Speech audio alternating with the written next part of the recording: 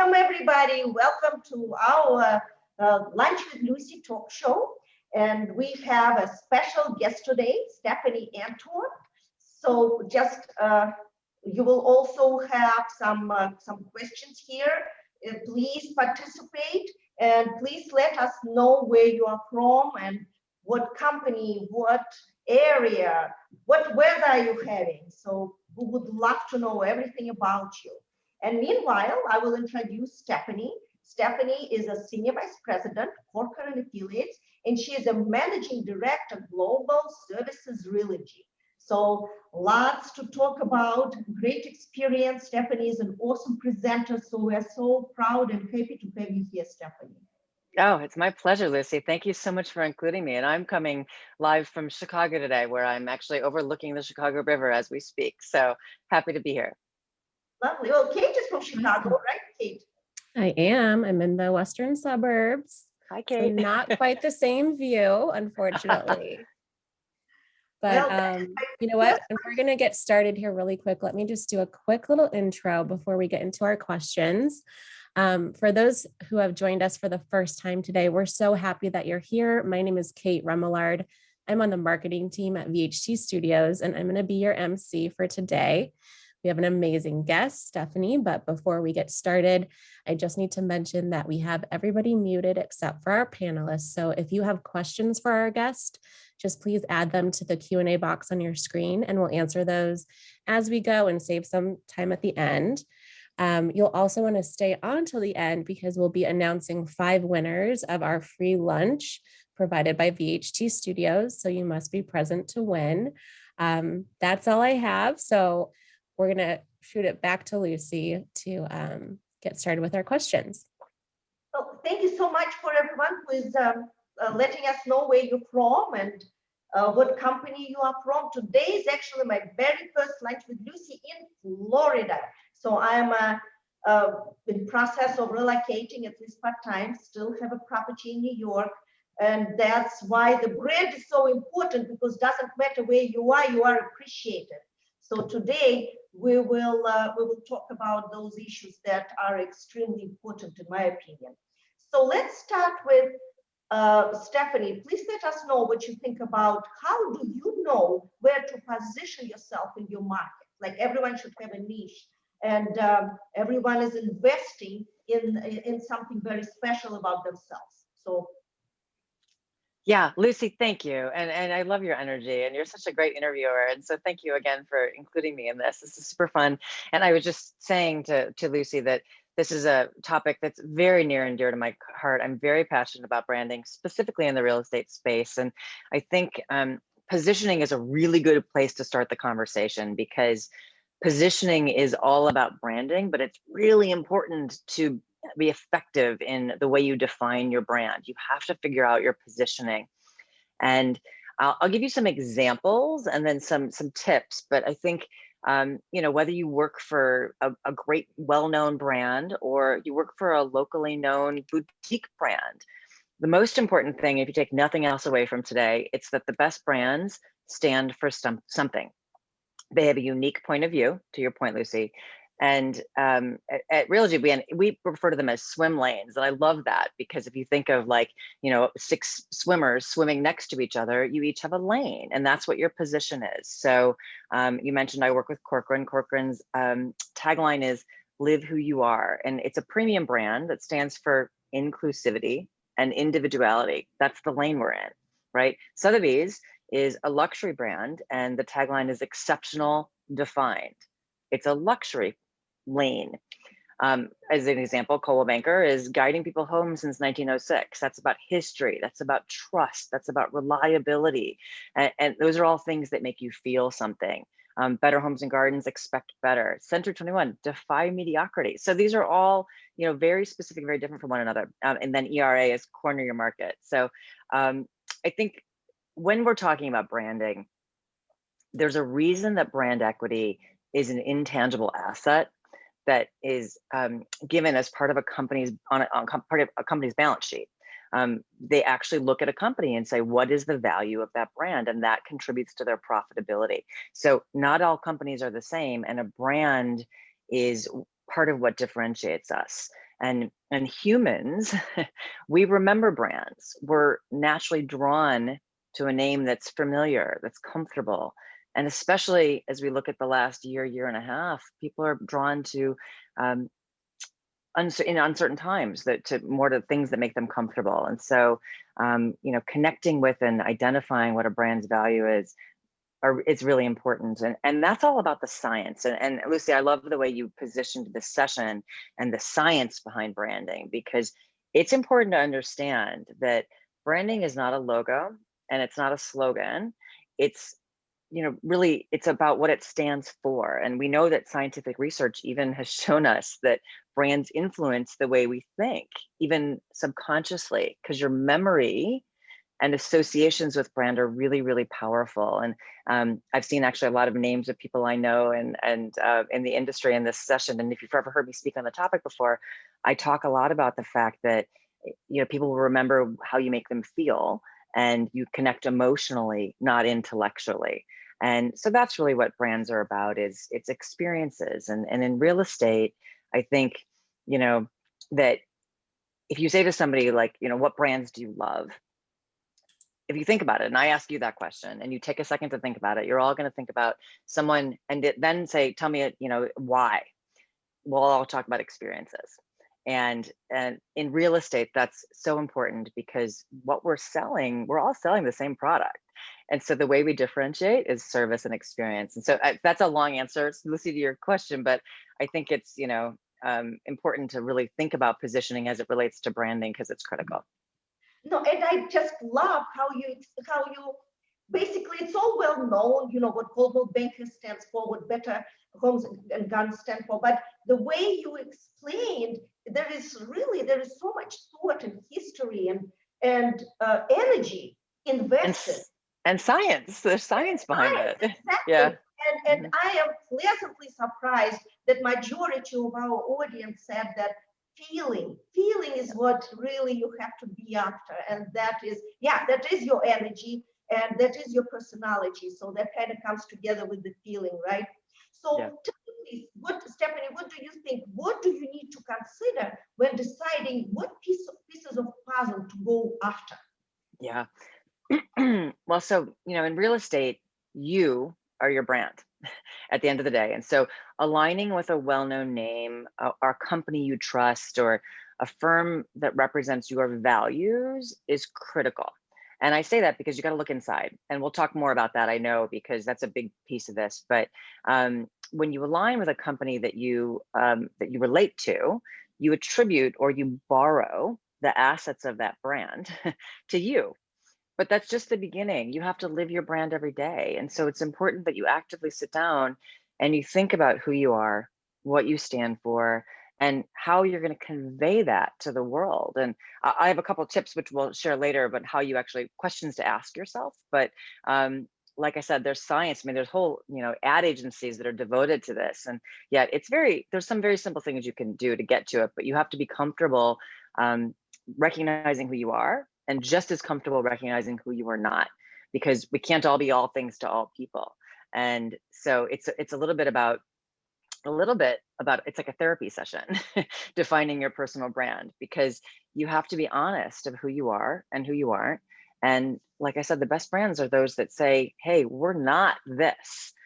We are this, but we're not this. And, personal brand it's sort of just that, right? It's personal, it's unique, it's your own, and therefore it really differentiates who you are.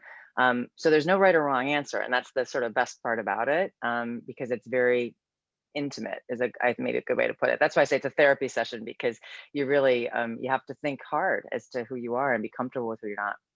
You have to be very honest with yourself and actually admit to things you are not able to accomplish, but find the right path for yourself. Yeah, I'll tell you a quick funny story, Lucy, is that, and this is a very famous branding example, but so IBM is all about, they've always the think was always their sort of slogan. And so Apple came out and said, think different. And that's actually where that slogan came from, is because they were reacting to IBM's slogan. And so if you think about what Apple stands for, it's everything that IBM is not. Nothing against IBM. They're just different swim lanes. That is, Smart. yeah, that is very smart. That is very intelligent and there is science behind it. Fun, Right? but fun.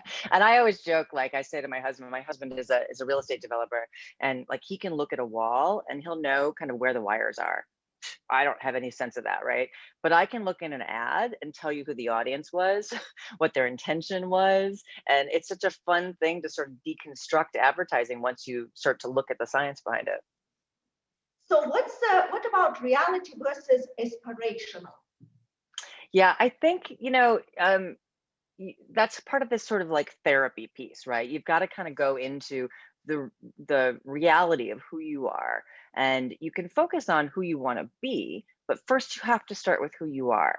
And so that is the reality. And so That is, if you aspire to be something else, and whatever that is, it's good to have a plan towards being that other thing, but you have to first figure out what you are and then grow from there. what are your biggest tips when developing your personal brand? And how do you differentiate yourself? Yeah, so this is a fun one because we at Corcoran we have a session that we do for personal branding for agents, and there's a woman named Ida Fields who runs this, and she's really kind of a genius. And she has this quote, and I have to credit her for it. She says, "Align the values you live with the values you give." Hmm. So align the values you live with the values you give. And, it sort of goes back to this, like, defining your why and figuring out what it is that makes you tick. And then you then give those to other people. So, it's about leaning into your unique strengths. And so she has this exercise, and I'll just quickly share with you sort of the three things that we do. And I think, you don't have to attend courses. You can just follow these three things. I think it'll help. The first one is to ask yourself what your three core values are. And if is it honesty? Is it integrity? Is it financial freedom? Is it money? I mean, really, like, it's okay, whatever it is.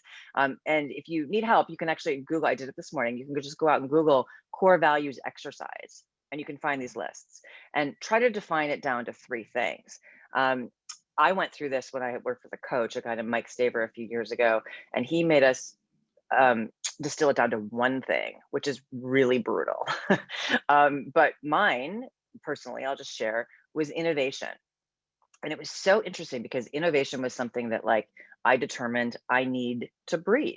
And I need it for everything I do in my business and in my life. I have to constantly be innovating, which means that I'm not going to be comfortable in a role or in a place in life where I'm doing the same thing constantly. That routine is not good for me personally. It became like a therapy session. And I can't tell you how many times I've gone back to that again and again. So I think understanding what your core values are is first and foremost, and recognizing if there's a disconnect between your day-to-day actions and your core values. So if there is, I think there's sometimes that's where we're unhappy, because what is it that's most important to me? And then how do I actually act every day? And then kind of where do those values show up? So that's the first thing I would say. Second thing I would say is, and this is again from this course, but is writing a positioning statement. And I love this because if you focus on what you do and who you do it for, you can very clearly start to articulate and understand your position and your personal brand. So you ask yourself the question, my expertise is in ... So maybe it's the South Florida luxury condo market, right? It's a very sort of practical answer. And then say, I work with ... who want to ... an example. So I'll give you an example. So it says, my expertise is in the South Florida luxury condo market, or the seasonal rental market, or the first time home buyer market in Chicago. I work with high net worth clients who want to make solid investment choices and build wealth for their family. So very clearly, I'm already starting to get to a place where I'm talking about emotional connections with people, and then articulate it as an example. So my last client was X and they did Y. And I promise you, this will help you very quickly understand really what your expertise is in, and what your experience is in, and how you're motivated. And then to your point, Lucy, like you can then change it if you want it to be different. But first, if you understand what it is, that will help you with positioning for sure. I want to join that class. Oh, well, thank you for reminding me actually. So we are hosting a class on the 27th of July. And it's not exactly this class, but it's an interview with a woman who wrote a book called Obsessed, Building a Brand People Love from Day One. And where anyone can join us. It's just an author interview, and we're not pushing Corcoran or anything else. It's just, and if you're interested, you can just email agentstudio@corcoran.com, and maybe we can put that in the chat, and we can send you a link, and you can just watch that. And I think I think it's going to be a really interesting interview, and the author, it's just sort of right on topic with everything we're talking about. So I thought I'd share that. Absolutely. No, that sounds very amazing. And what you are talking about, it's simple, but it's so complicated. And you really have to look inside yourself, and you have to understand yourself. And when you were talking about it, about being innovative, I think a lot of us and a lot of our audience will probably relate to it, because Yep. we will all try to achieve something better and bigger, and that's what keeps us going, the energy, right? So Well, I mean, I don't know about you, Lucy, but this is why I love real estate, because the people that are attracted to real estate are, I think, very creative, interesting people that like challenges and very, go-getters. And I think that if you're very uncomfortable, for example, like not knowing where your paycheck is coming tomorrow, this is not necessarily the industry for you. And so this is a good way to ask those questions about yourself too. And real estate is never boring. Every day is a different day, and every Yep. client is a different client. So it's never, ever, ever the same. So yes, absolutely.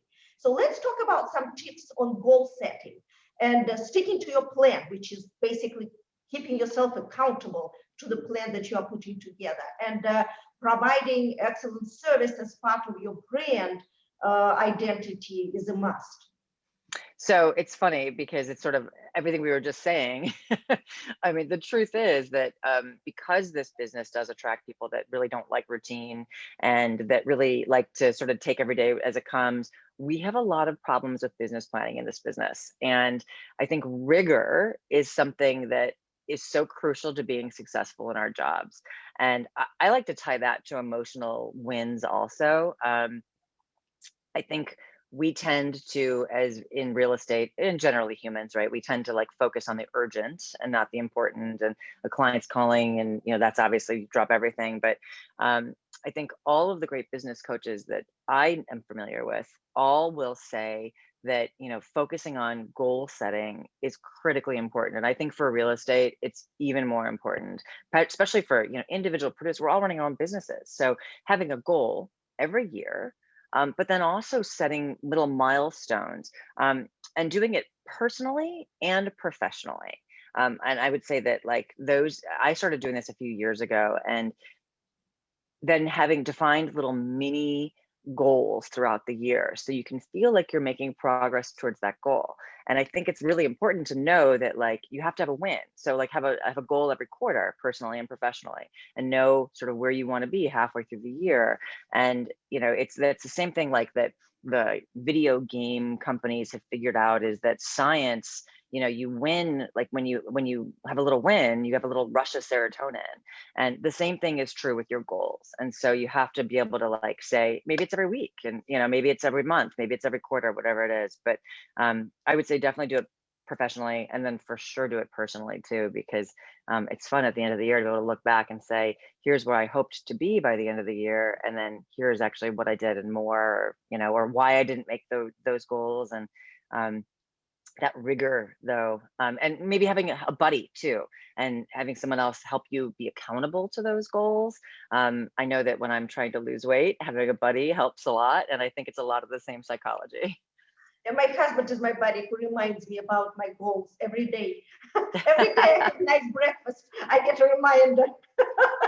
My husband is a marathon runner, so it makes me crazy because he has no problem with any of those goals. What do you think, your opinion on the difference between a good agent and a great one?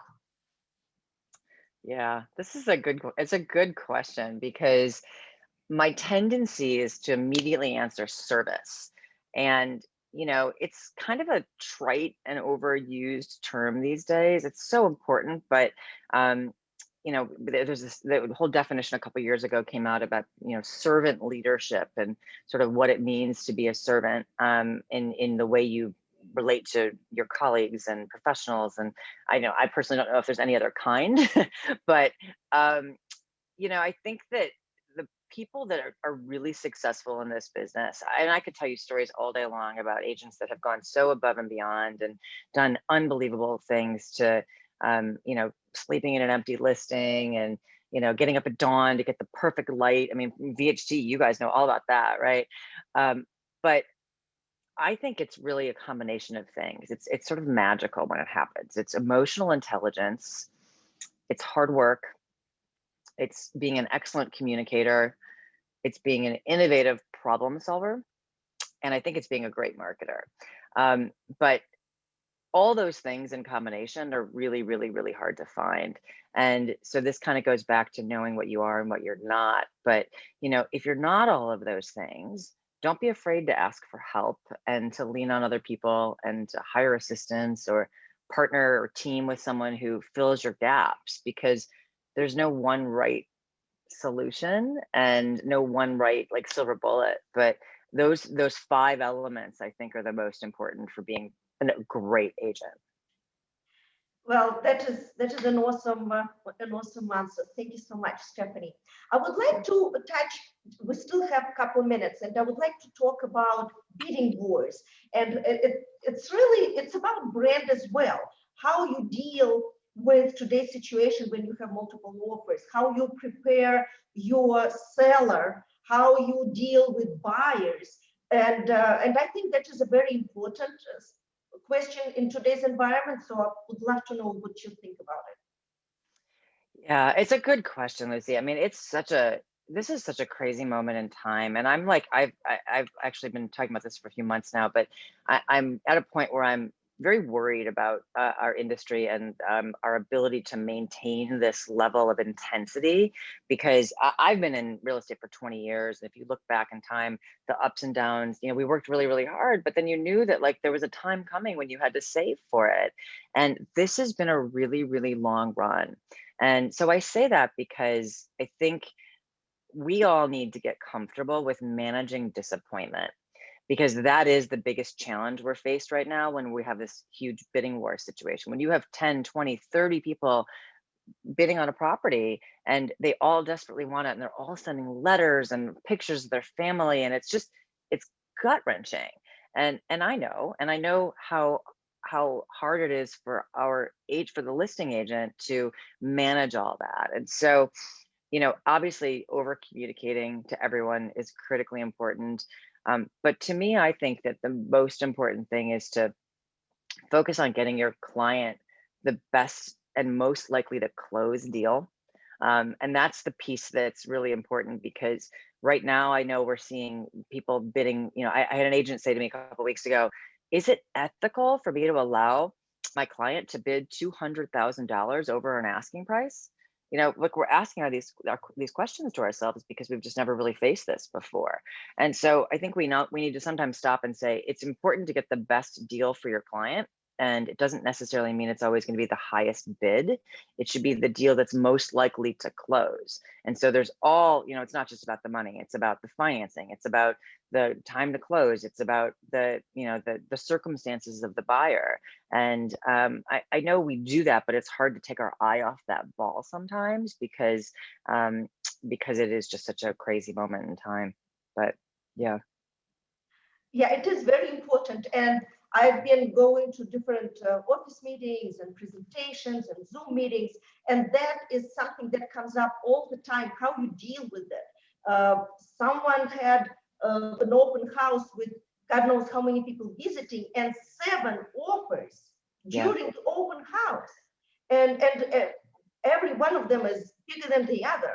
Just again, and then the seller gets excited. Did we appraise it incorrectly? What's going on? What's happening? Yep. And then they start doubting the agent. Well, that's it. Our foundation is shaken in these times because it's just a lot of things that we've never really dealt with before. And so that's why I feel like we have to really just make sure we're all taking care of ourselves too, and everyone's getting enough sleep, and you're like in the best position to make a decision that's not an emotional decision. And that's also why I think getting comfortable with managing disappointment, because it's really hard when you have all these people that desperately want a property and they've lost out on all these properties, and and so kind of going into it knowing these are some of the things you're going to have to work through, and talking to your clients about it before they bring a property to market. That's the over communication piece of it I was talking about. It's really especially important these days. Thank you, Stephanie. I think we have some questions, right, Kate? Yeah. Yeah, that's such great advice. And I think we have a few questions here, asking you to just repeat a few of your wise words here. So one of the things they wanted you to say one more time was like the three things that you have to ask yourself. I think it was core values, positioning, statement. Yeah. Yeah, I did kind of go through that fast. Sorry, guys. So the first one is identifying 3 core values.